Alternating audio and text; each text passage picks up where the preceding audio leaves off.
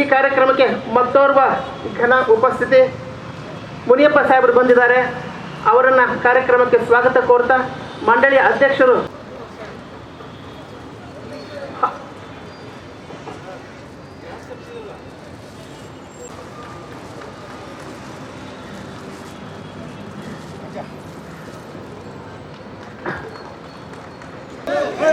ಇಂದಿರಾ ಗಾಂಧಿಯವರ ದೂರದೃಷ್ಟಿಯಂತೆ ಅಂದು ಪ್ರಾರಂಭವಾದಂತಹ ಕರ್ನಾಟಕ ರಾಜ್ಯ ಮಾಲಿನ್ಯ ನಿಯಂತ್ರಣ ಮಂಡಳಿ ಇಂದು ಸುವರ್ಣ ಸಂಭ್ರಮದಲ್ಲಿದ್ದೀವಿ.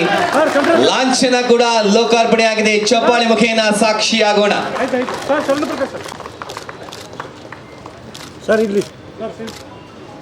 ಧನ್ಯವಾದಗಳು ಸನ್ಮಾನ್ಯ ಮುಖ್ಯಮಂತ್ರಿಗಳಿಗೆ ಹಾಗೂ